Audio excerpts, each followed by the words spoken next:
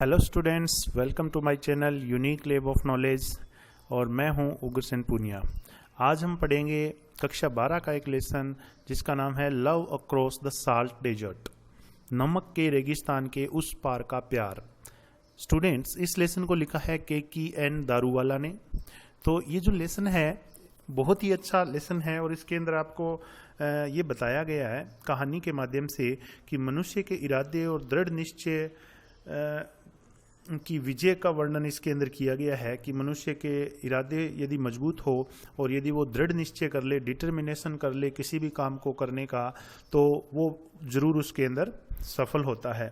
तो असाधारण साहसिक कार्यों को पूरा करने का मनुष्य का जो एक दृढ़ निश्चय होता है वो इस लेसन के अंदर आपको दिखाया गया है कि कोई भी काम है वो इंसान के लिए असंभव नहीं है, बस ज़रूरत है एक दृढ़ निश्चय करने की, एक डिटर्मिनेशन करने की।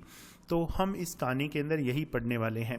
तो चलिए हम शुरू करते हैं अबाउट द राइटर से, यानी सबसे पहले हम राइटर के बारे में KKN दारूवाला के बारे में पढ़ लेते हैं।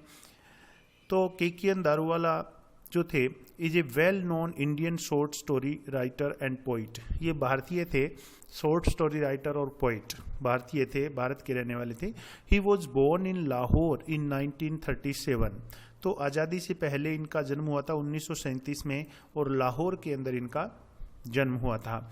KKN Daruwalla began his career as a government servant. अब KKN दारूवाला है, उन्होंने गवर्नमेंट सर्वेंट के रूप में, सरकारी नौकरी के रूप में अपना करियर है वो शुरू किया था।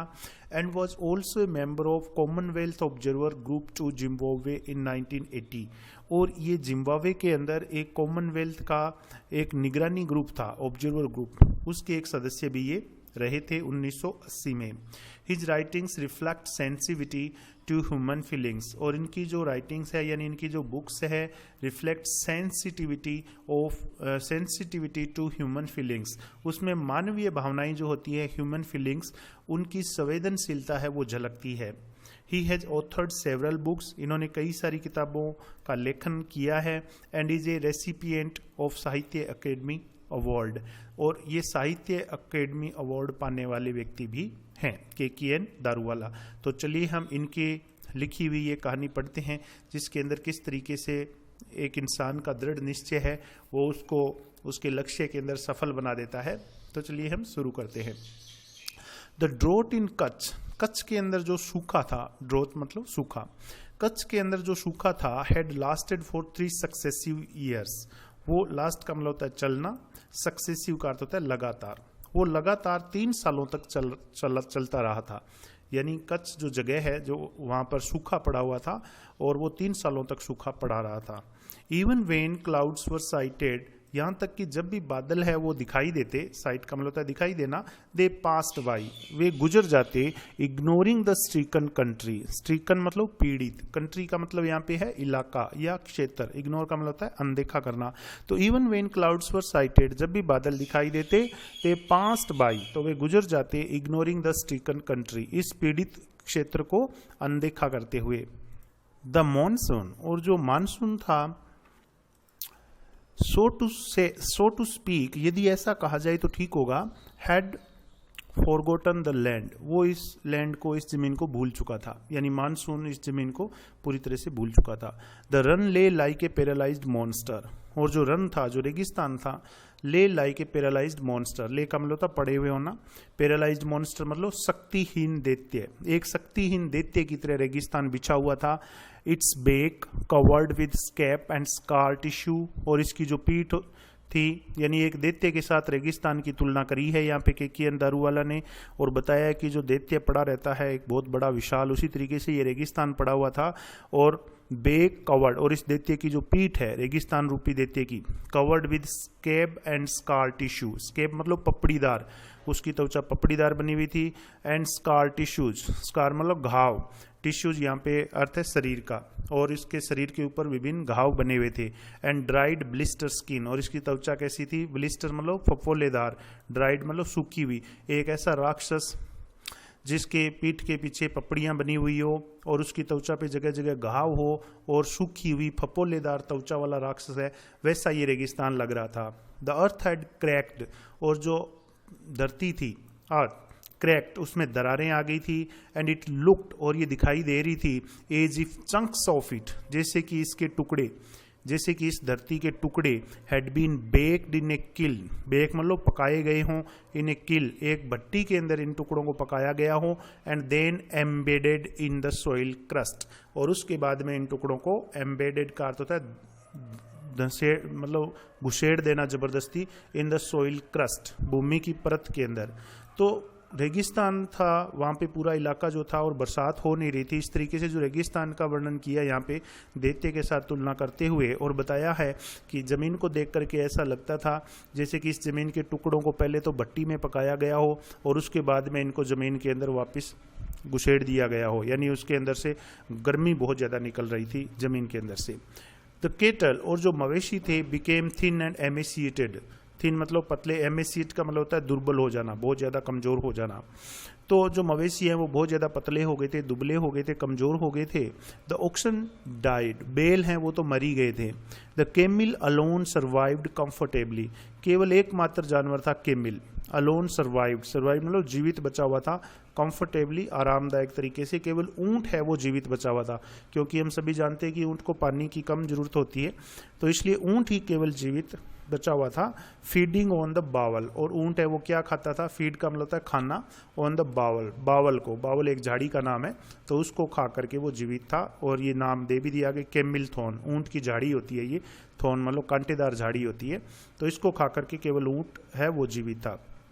देन वन डे, फिर एक दिन क्या हुआ, द क्लाउड्स रोल्ड इन, बादल उमड़ करके आए, like wine skins, wine skin कहते हैं मशक को, मशक की तरह बादल उमड़ करके आए, एंड द लाइटनिंग क्रैकल्ड, लाइटनिंग मतलब बिजली, क्रैकल्ड मतलब कड़की, तो बिजली है उसकी कड़कड़ाहट हुई, and the wine skins burst, और जो मशक थे यानी बादल रूपी जो मशक थे वो फूट गए, बस्ट हो गए, यानी जबरदस्त बरसात हुई। 2 years have passed since the drought ended, हालांकि 2 years have passed, 2 साल गुजर गए हैं, since the drought ended, सूखे को समाप्त हुए, अब 2 साल हो गए, यानी 2 साल पहले ही सूखा समाप्त हो चुका है।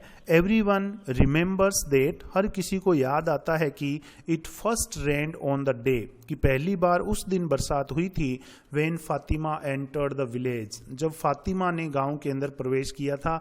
This is how she came, वो इस तरह से गांव में आई थी। तो स्टूडेंट्स हम पढ़ने वाले एक महत्वपूर्ण कैरेक्टर इस कहानी का आ गया यहाँ पे, जिसका नाम है फातिमा, लड़की।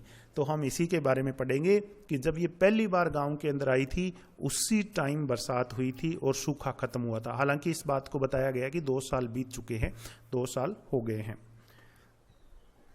What would he not do for her? उसने उसके लिए क्या कुछ नहीं किया, यानी उसने फातिमा के लिए क्या कुछ नहीं किया। The daughter of the spice seller, Fatima कौन थी, स्पाइस सेलर यानी मसाले बेचने वाले की बेटी थी। सी एक ऐसी लड़की who smelt of cloves, cloves and cinnamon, cloves कहते हैं लौंग को और सिनामन कहते हैं दालचीनी को। तो एक मसाले बेचने वाले स्पाइस सेलर की ये बेटी थी। सी एक ऐसी लड़की who smelt of cloves and cinnamon, जिसके अंदर लौंग और दालचीनी की खुशबू आती थी।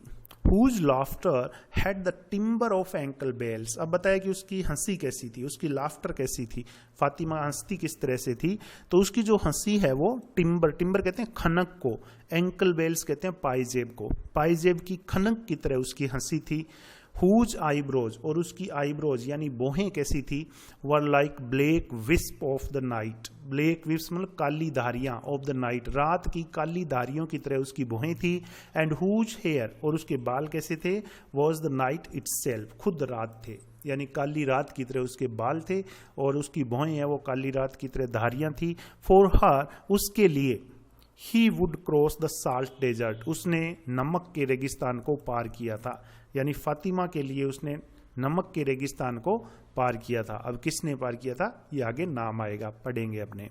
He had state the day, वो उस दिन रुका रहा, यानी उस दिन वो रुक गया एट काला डूंगर, काला डूंगर नामक जगह पे वो रुक गया।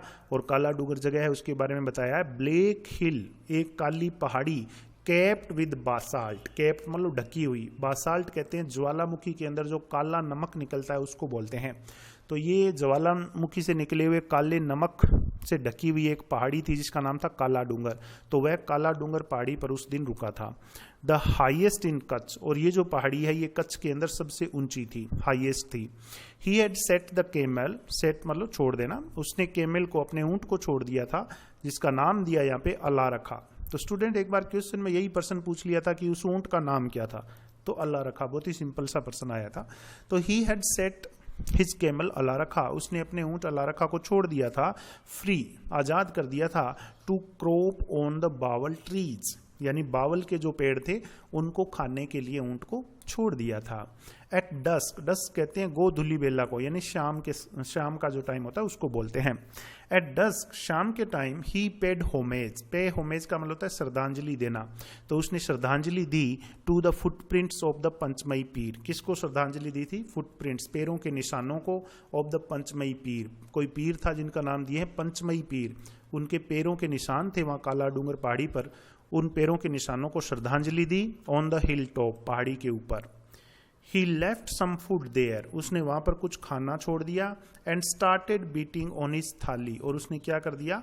बीट का मतलब पीटना, अपनी थाली को पीटना शुरू कर दिया, यानी पहले तो कुछ खाना रखा वहां पर पहाड़ी के ऊपर और उसके बाद में जोर जोर से थाली बजाना शुरू कर दिया। According to the custom here, according to का अर्थ होता है के अनुसार, कस्टम मतलब परंपरा, यहाँ की परंपरा के अनुसार उसने थाली बजाना शुरू कर दिया। इन ए फ्यू मिनट्स, कुछ ही मिनट्स के अंदर, जेकल्स मेटेरियलाइज्ड, अब जेकल्स कहते हैं शियार को, मेटेरियलाइज्ड का मतलब होता है इकट्ठे हो जाना, कुछ ही मिनट्स के अंदर बहुत सारे जेकल्स हैं वो मेटेरियलाइज हो गए थे, इकट्ठे हो गए थे, वहां पे आ गए थे। And gobbled up the food, gobble up का मतलब होता है फटाफट खा जाना, वे भोजन को फटाफट गटक गए थे, खा गए थे। दिस वॉज ऑस्पिशियस, ऑस्पिशियस मतलब शुभ, ये शुभ संकेत था। If they had not turned up, यदि वे नहीं आते, यानी थाली बजाने पर यदि सियार नहीं आते, he would have considered the ill effects of the omen, तो क्या माना जाता? कंसिडर द इल इफेक्ट्स, बुरा प्रभाव माना जाता, ऑफ द ओमेन, ओमेन कहते हैं अपसुगन को, इसको अपसुगन माना जाता, सीरियस इनफ, और ये इतना गंभीर होता, to have cancelled the journey, कि उसको अपनी यात्रा है उसको कैंसिल करना पड़ता यदि सियार नहीं आता, क्योंकि यहाँ की परंपरा थी, काला डूंगर पहाड़ी पर पंचमई पीर के कदमों के निशान थे जिनकी पूजा करके वहां पे खाना रख करके थाली को बजाया जाता, तो सियार आते तो शुभ माना जाता था, और सियार नहीं आते तो इसको अपसुगन माना जाता था और यात्रा है वो कैंसिल कर दी जाती थी। ए लैंप वॉज लाइटेड, एक लैंप जला दिया गया था, इन द पीर्स ऑनर, पीर के सम्मान में एक लैंप है वो जला दिया जाता था, एवरी नाइट, हर रात को, ऑन द हिल टॉप, पहाड़ी के ऊपर, पहाड़ी के ऊपर एक लैंप हर रात को जला दिया जाता था। जो ये पहाड़ी थी पंचमई पीर के कदमों के निशान थे जहां पर, और and the flame could be seen, और इसकी फ्लेम यानी लपटें, और इस लैंप की जो लपटें थी कुड बी सीन, वो देखी जा सकती थी, all the way from Khavda, Khavda नामक जगह से वो इस लैंप की लपटें हैं वो दिखाई देती थी, यानी खावदा नामक जगह पे खड़े होकर के देखते तो भी ये लैंप जलता हुआ दिखाई देता था। ओवर 100 years अर्लियर, लगभग 100 साल पहले, the Panchmai Pir had ट्रस्ड these salt wastage, पंचमई पीर जो थे, यानी 100 साल पहले की बात बताइए, इस पहाड़ी के ऊपर पंचमई पीर जो रहते थे वो क्या करते थे?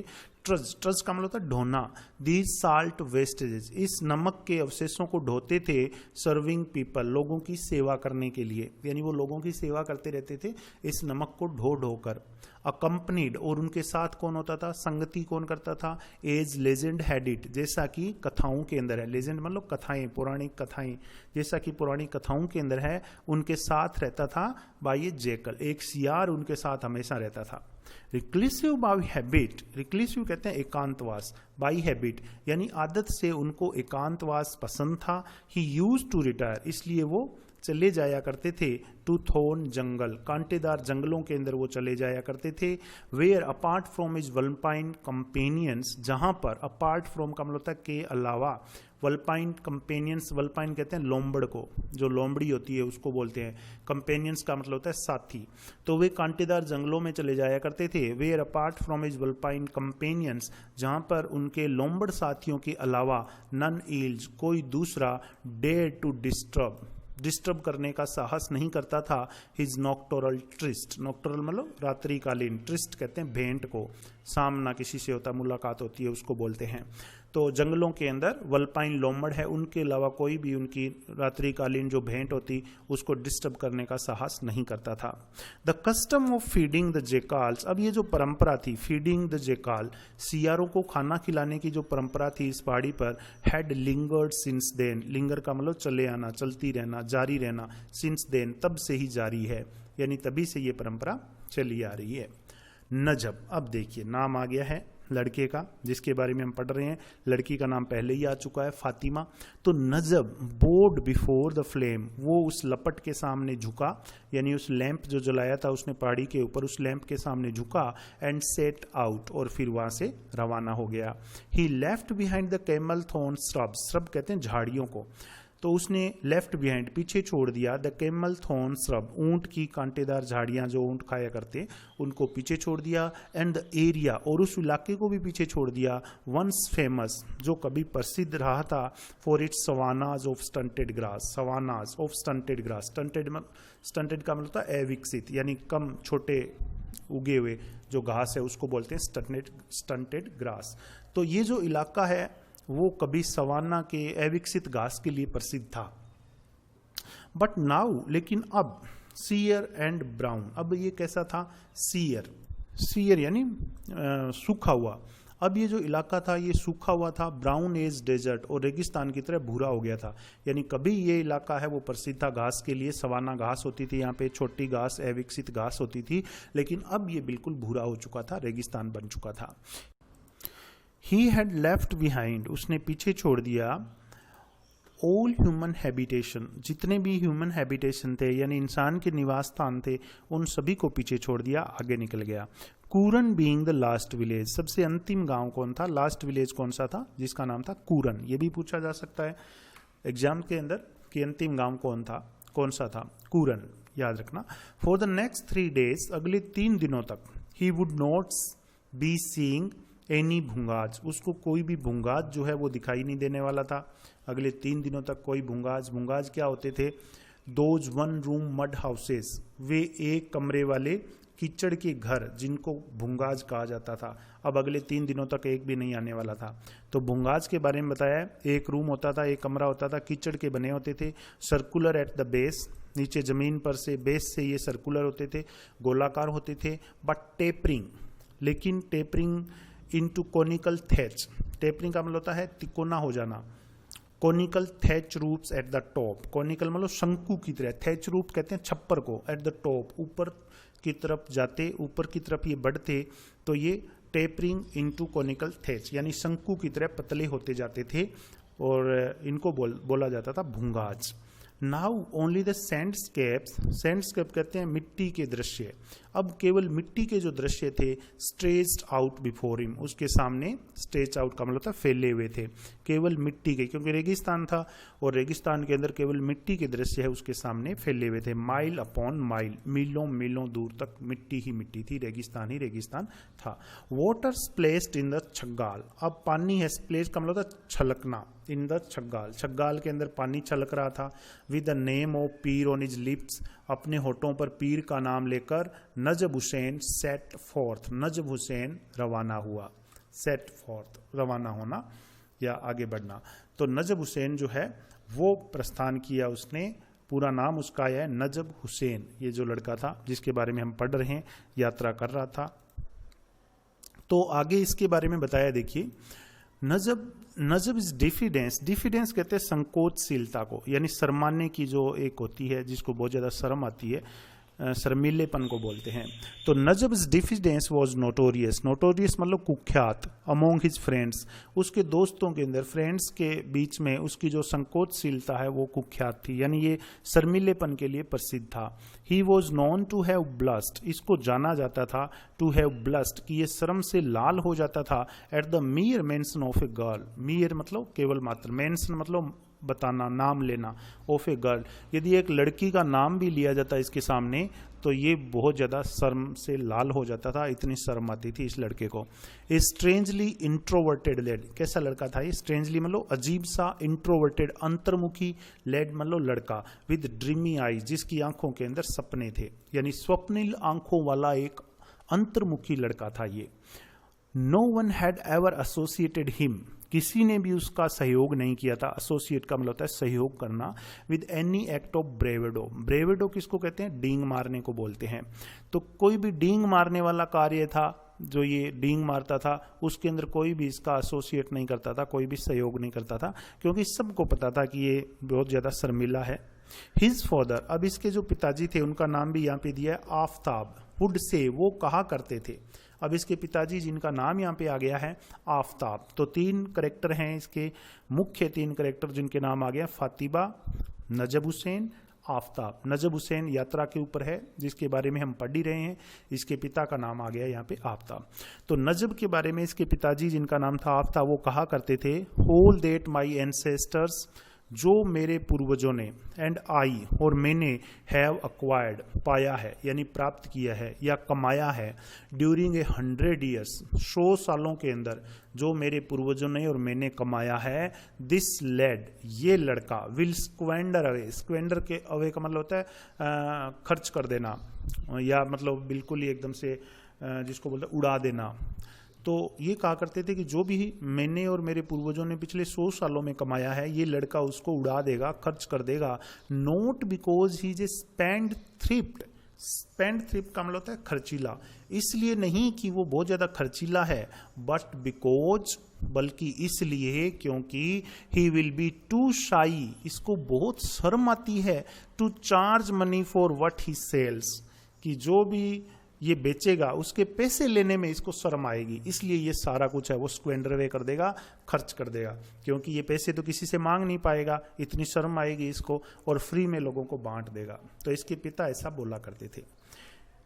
He had cross the run, अब जो नजब था उसने इस रन को, रेगिस्तान को क्रॉस किया था, पार किया था, ऑन 4 occasions अर्लियर, 5 अवसरों पर पहले भी इसने इस रेगिस्तान को पार किया था। थू he had turned 20 only a month एगो, हालांकि वो 1 महीने पहले 20 साल का हुआ था। तो इसकी उम्र कितनी थी नजब की? 20 साल। But each time he had either accompanied, लेकिन हर बार ये किसके साथ जाता था? हिज फादर, अपने पिताजी के साथ जाता था, और देट वाइली ओल्ड स्मगलर जमन, या फिर उस वाइली का मतलब होता है चालाक, ओल्ड स्मगलर, स्मगलर कहते हैं तस्कर को, जिसका नाम आया यहाँ पे जमन, या फिर एक जो चालाक, बहुत ही ज्यादा तेज तर्रार बुढ़ा तस्कर जिसका नाम था जमन, उसके साथ जाता था। और ये जो जमन था, the veteran of 100 illegal trips into Sindh, veteran मतलब इसको अनुभव था, ऑफ 100 इलीगल ट्रिप्स, सैकड़ों गैर कानूनी यात्राओं का, इनटू सिंध, सिंध के अंदर जाने के, यानी सिंध के अंदर ये चला जाता था, पाकिस्तान में जाने का इसको अनुभव था, पाकिस्तान में गैर कानूनी यात्राएं करने का इसको बहुत ज्यादा अनुभव था जमन को। तो ये पहले भी कई बार आ चुका था पाकिस्तान, नजब जो था, लेकिन इस अपने पिता के साथ आया था या फिर इस जमन के साथ आया था। Each time they had taken तेंदू, हर बार ये पाकिस्तान जाते थे तो क्या लेके जाते थे? टेकन तेंदू लीफ, तेंदू की पत्तियां लेके जाते थे, वर्थ अबाउट 500 रुपए की तेंदू की पत्तियां यहां से हिंदुस्तान से लेके जाते थे Pakistan, and sold it across the border, और बॉर्डर के पार वो तेंदू की पत्तियां बेच देते थे, फॉर 1200 रुपए के अंदर, 500 रुपए की यहां से लेके जाते और 1200 रुपए में बॉर्डर के उस बार पाकिस्तान में बेच देते थे। But between the pay off to officials, लेकिन इस बीच उनको क्या करना पड़ता था? जो ऑफिशियल्स होते, अधिकारी होते, उनको भुगतान करना पड़ता था, एंड टू द इंटरमीडियरीज, और जो इंटरमीडियरीज होते थे यानी बिचौलिए होते थे, उनको देना पड़ता था। बिचौलियों का काम क्या था? Who arrange the sale of bidi leaf, वो इस बीड़ी के पत्ते की सेल की व्यवस्था करते थे। ये जो तेंदू लीफ ये लेके जाते थे, इसको बिकवाते थे, इसलिए उनको बिचौलियों को भी देना पड़ता था और अधिकारियों को भी देना पड़ता था। टू द मैन, और उस आदमी को भी ये देते थे, who took the camel out to graze, graze मतलब चरना, जो ऊंट को चराने के लिए बाहर लेकर जाता था, उस आदमी को भी थोड़े बहुत पैसे देने पड़ते थे। एंड टू द फ्रेंड और रिलेटिव, या फिर उन दोस्त और रिश्तेदारों को भी पैसे देने पड़ते थे, हु हार्बर्ड देम, हार्बर का मतलब शरण देना, जो उनको शरण देते थे। There was precious little left, फिर भी उनके पास काफी कुछ पैसे बच जाते थे, यानी इतना सब कुछ करने के बाद भी इनके पास काफी सारा पैसा है वो बच जाता था। इतना खर्चा कर देते थे लेकिन फिर भी इनके पास काफी सारा पैसा है वो बच जाता था। किन किन को देते थे ये? 500 रुपए का सामान तेंदू की पत्तियां लेके जाते थे और वहां जाके 1200 रुपए में बेच देते थे, और ये बीच में अधिकारियों को देते थे, बिचौलियों को देते थे, जो बीड़ी की पत्तियों की सेल करवाते थे, बिक्री करवाते थे पाकिस्तान के अंदर। ऊंट को चराने के लिए एक लड़का लेके जाता था, उसको देते थे, और दोस्त रिश्तेदार जो वहाँ पे जो उनको अपने घर में रखते उनको देते, फिर भी इनके पास काफ़ी सारा पैसा है वो बच जाता था। It was just enough to buy some used terylene garments, और ये पैसे से वो क्या करते थे, to buy some used terylene garment, garment मतलब वस्त्र, टेरेलिन के वस्त्र, यूज्ड यानी उपयोग में लिए हुए टेरेलिन के गारमेंट जो है वस्त्र है वो खरीदते थे। And then it was time, और फिर समय होता to make the long trek back, उस लंबी यात्रा को फिर से तय करने का अक्रॉस द डेजर्ट, उस रेगिस्तान में से, यानी वापस इंडिया आते थे टेरेलिन के गारमेंट्स लेकर के बचे हुए पैसों के। It was during one of these trips, ऐसी ही यात्राओं के दौरान एक यात्रा में, that they had stayed with Kalesa, वो कालेसा के यहाँ पे रुके थे, द क्लाउ सेलर, और कालेसा कौन था, लौंग बेचने वाला। तो ऐसी एक यात्रा में नजब है वो गया था अपने पिता के साथ, और ये कालेसा जो क्लाउ सेलर था, जो लौंग बेचने वाला था, वहाँ पे उसके घर पे रुके थे। He is a distant relative, ये एक दूर का रिश्तेदार है, ऑफ योर मदर, तुम्हारी माँ का। हिज फादर हैड टोल्ड नजब, नजब के पिता ने नजब को बताया कि कालेसा है वो तुम्हारी माँ का कोई दूर का रिश्तेदार है। कालेसा वॉज टॉल, अब कालेसा कैसा था, टॉल था, लंबा था, एंड वेल फ्लैश्ड, और मासल था, यानी मांस काफ़ी चढ़ा हुआ था, एंड हिज थिक जोवल्ड फेस, और उसके गाल हैं वो मोटे थे, यानी मुंह के ऊपर काफ़ी मांस था, एंड ए पर्पल टिंज, और एक बैंगनी रंग का धब्बा अबाउट इट, इसके ऊपर था। As if somewhere along the way, ऐसा लग रहा था जैसे कहीं रास्ते के अंदर, इट हैड गोट स्टक, ये चिपक गया हो, विद ए डिस्कलर्ड पैच, एक डिस्कलर्ड पैच, एक टुकड़ा, यानी बेरंग टुकड़ा इसके चेहरे के ऊपर चिपक गया हो, ऐसा लग रहा था। तो उसके बारे में बताया, कालिसा के बारे में, वेल फ्लेस्ड यानी मार्शल था, काफ़ी मतलब मोटा था ये, थिक जोवल्ड फेस, इसका चेहरा भरा हुआ था, काफ़ी मांस था चेहरे के ऊपर, ही गाल ही है वो फूले हुए थे। Had a purple tinge about it, और इसके ऊपर एक पर्पल बैंगनी रंग का धब्बा लगा हुआ था, और एक बेरंग टुकड़ा चिपक गया हो ऐसा लग रहा था। ही ऑलवेज वोर ए तहमत, कपड़े कैसे पहनता था, ये तहमत पहनता था, और ब्लैक एंड वाइट चेक्स, जिसके अंदर काली और सफ़ेद रंग की चेक्स होती थी, यानी चौखाने होते थे उसके अंदर काले और सफ़ेद रंग के। विद इन ए डे, एक दिन के अंदर ही नजब डिस्कवर्ड दैट, नजब को ये पता चल गया था कि the fellow was an absolute रोग, कि ये आदमी बिल्कुल एक दुष्ट व्यक्ति था, रोग मतलब दुष्ट, चालाक, कि ये आदमी जो कालेसा था ये रोग था, दुष्ट व्यक्ति था, चालाक व्यक्ति था। हु ड्रोव सच ए कस्ट बार्गेन, कस्ट मतलब प्रतिकूल, बार्गेन कहते हैं सौदेबाजी को, सौदे को बोलते हैं, कि इतना दुष्ट था कि उसने एक ऐसा प्रतिकूल सौदा किया, that for the first time in his hearing, कि उसके सुनने में पहली बार आया, फादर स्टार्टेड माउथिंग ऑब्सिनिटीज, कि पिताजी ने, माउथिंग का मतलब होता है सुनाना, ऑब्सिनिटीज कहते हैं अश्लीलता को, गालियों को बोलते हैं, कि पहली बार नजब ने सुना कि उसके पिताजी ने गालियां देना शुरू कर दिया था। इतना प्रतिकूल सौदा किया था कालेशा ने कि नजब ने पहली बार अपने पिताजी को गालियां सुनाते हुए सुना था। बट हिज डॉटर फातिमा, लेकिन उसकी बेटी, अब फातिमा का नाम तो अपने पहले ही पढ़ चुके हैं, ये किसकी बेटी थी, कालेशा की बेटी थी। वो जे हूर, ये हूर थी, यानी बहुत ही सुंदर थी, विद आईज सो ब्राइट, जिसकी आंखें बहुत ही चमकीली थी, that they would have lit up the darkness of the underworld, कि ये पाताल के अंधेरे को भी रोशन कर सकती थी। इतना चमक था उसकी आंखों के अंदर, इतनी प्रकाश था उसकी आंखों के अंदर, कि ये जो आंखें थी, lit up the darkness of the underworld, पाताल के अंधेरे को भी प्रकाशित कर देती थी। She was taken by this quite pleasant young man, taken by का मतलब होता है प्रभावित हो जाना, आकर्षित हो जाना, क्वाइट मतलब शांत, प्लीजेंट सुंदर, यंग मैन, ये जो युवक था नजब, सुंदर था, शांत था, इसकी तरफ वो आकर्षित हो गई थी। सो रेडी विद स्माइल्स, जो हमेशा मुस्कुराता रहता था, ये जो लड़का था नजब, तो इसकी तरफ ये लड़की आकर्षित हो गई थी। But she could hardly elicit a word out of him, she could hardly, elicit का मतलब होता है निकालना, a word out of him, लेकिन ये जो लड़की है ये नजब से बहुत मुश्किल से ही कोई शब्द निकलवा पाती थी, यानी ये बहुत ही कम बोलने वाला लड़का था जो नजब था। तो स्टूडेंट्स, हम आगे का जो लेसन है वो सेकंड पार्ट के अंदर पढ़ेंगे, अभी फर्स्ट पार्ट के अंदर इतना ही पढ़ेंगे। आगे के लिए आप मेरे चैनल को सब्सक्राइब कर लें, यदि नए हैं तो आगे का लेसन मैं डालूंगा इसके ऊपर, 2 या 3 पार्ट के अंदर पूरा लेसन होगा। तो इसके अंदर से कोई क्वेश्चन होता बिल्कुल कमेंट में क्वेश्चन लिखें, और इसको एक बार पढ़ लें, 2 बार पढ़ लें, 3 बार पढ़ लें, मीनिंग अच्छे से याद कर लें, ताकि आपके जो मार्क्स हैं परीक्षा के अंदर अच्छे से आ जाएं। Thank you.